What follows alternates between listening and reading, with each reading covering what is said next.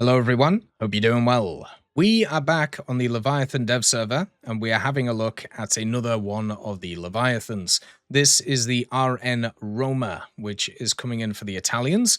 It is a vehicle that's a step slightly lower than some of the big behemoths that they're adding into the game, but it still will have a lot of power behind it and also at the same time be another iconic vehicle added to the game in naval. That's basically the name of the game for this update. A lot of very large machines which are super iconic to the history of naval in the Second World War. For the Blue Water Fleet for Italy, you can see that it's after the Conti di Cavour, which is on the left-hand side of it. When it comes to the Italian tech tree, it's a lot smaller than many of the other ones, so it's actually a bit easier to kind of grind through. So if you want to get to like the highest BR quickly, Italy might not be a bad option, even if some of their vehicles aren't as good as some of the competition. The Roma is no exception. The top BR right now is 8.7, and this thing is coming in at 8.0. It is at least a rank 7, so, a new one coming to the game. One of the major reasons why this thing is much lower BR is the guns. It has access to the 381mm Ansaldo auto cannons from 1934. You can see one of the big problems is the fire rate on these guns. A lot of other machines have around about a 2-second reload aced, where this one is at 1.3. So it's nearly it's nearly double the reload of a lot of the other machines that are coming in this major update. One of the problems with a lot of the Italian vehicles is this fact, where for some reason they just have very poor reloads on their main armaments. In terms of secondaries, it has 4 triple mounted sets of 152mm in this kind of rectangle formation.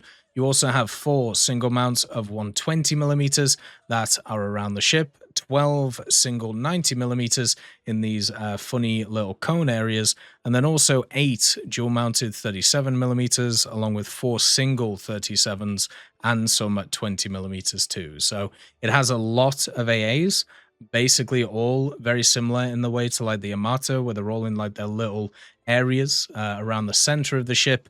And also it has some big berthas that it can bring along. It's really funny how like these guns are here, like these little 120s. I kind of want to know why it has these 4 kind of little model 1909 cannons, which are just kind of sat here when everything else is from the 20s or the 30s mainly. It just, for some reason, they've just put like these little guns here. They probably must have been designed for like a specific purpose.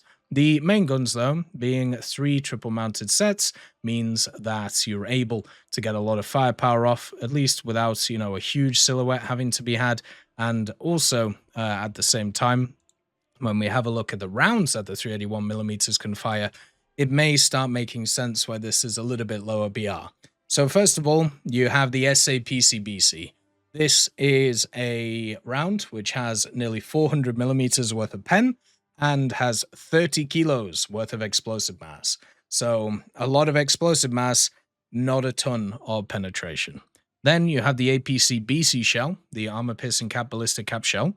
This only has 10 kilos of explosive mass, which I think is the lowest out of the new vehicles for its armor-piercing. The Iowa's isn't that high either, but 10 kilos is pretty low, but it pens quite a lot. 771 or 739 at 2500. This means that you can, even though once you pen you won't do a ton of damage, at least you'll be able to penetrate. And I think that is pretty important. For the 152s, you have the HE shells, you have the APHE BC Pala shells, and then also you have the HETFs. And once again, they kind of have a similar problem as a lot of these Italian guns. They just don't have a lot of explosive mass compared to other vehicles that exist. And ancillary or auxiliary wise, there isn't a ton of other stuff too, but that's pretty standard for like these big battleships. There isn't a massive amount of guns on them that, have separate rounds or even torpedoes or anything like that. They're very much gun focused.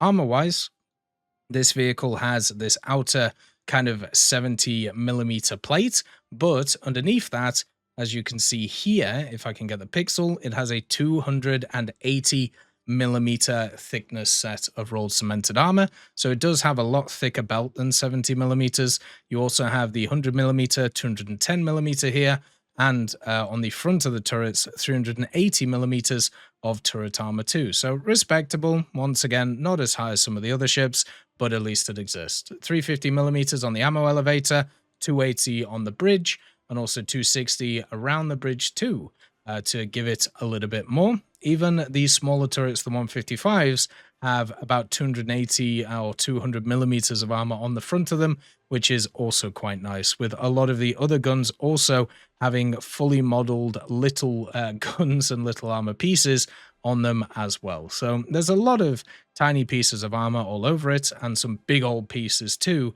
which are pretty respectable. You have two very close funnels right next to each other, which are pretty much equal in size. You have the engines underneath, plus the transmissions that exist, and all of the ammo for these types of vehicles. Now, the ammo elevators on these guns are incredibly spectacular. Like, you can see the absolute massive size of how big this is, and that means that a lot of the ammo is really low in the hull. So ammo racking this is probably going to be a lot harder to do compared to others, unless they actually change the way that this is actually set up, which they might do, but it's very hard to tell if that's actually going to happen or not. You also have the steering gear back here. You also have the propeller shafts, which move about, which is quite nice. And at the same time, you have the pumps in the front for the vehicle. So the X-ray model is beautiful. And the fact that you have, multiple radio stations, so if one gets taken out, the other one should be able to communicate. You also have all of these different fire directors on the vehicle too. It's just insane how many fire directors these battleships have. Like, there's just maybe 10, 20, or even more on them, which is just insane compared to all of the others. You also have your camos sorted, so you have the funny turquoise one, and also the bicolor geometric, tricolor geometric, and at the same time the bicolor striped. What I really like about this machine is it keeps the kind of striped front of it.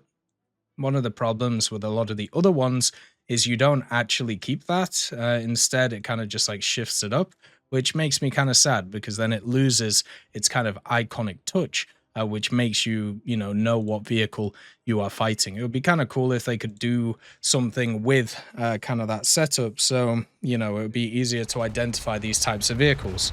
So, of course, you have all of the 37s and the 20s, which will go after, not just planes, but also like smaller vehicles like that.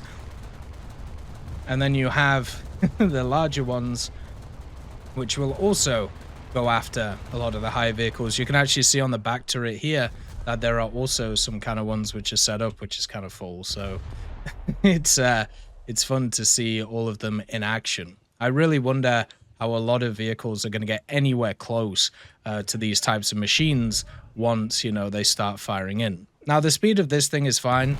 Like, it gets up to speed pretty quickly in terms of the actual, the maneuverability of this.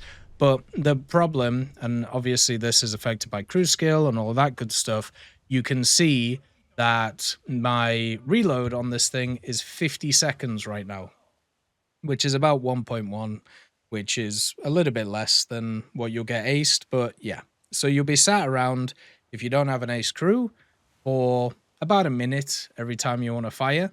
And the secondaries on this thing, the 155s, don't really offer a ton in terms of general damage, unless you're fighting stuff which is a lot smaller than you. So that just kind of sucks, and it's one of the problems I have with a lot of these larger machines.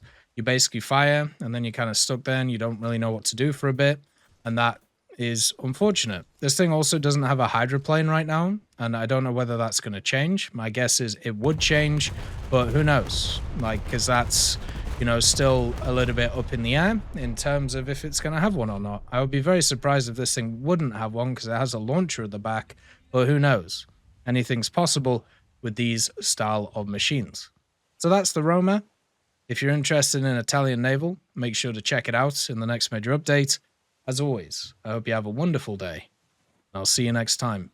I'd just like to thank GMG Smiley, CD Beans, Chieftain Mike, EMN3 Galaxy, Tulio Pontecorvo, Brendan Quinn, Carrion Crow, Gus Irenicus, Pyman, Warthunder, Teddy, Daniel Stanton, Martinez, B. Young, Ozzy Panzer, Alan Hacker, Liam Shear, Opium Prime, Lafouche, Sem Aslan, Uncle Bean, and Derek R.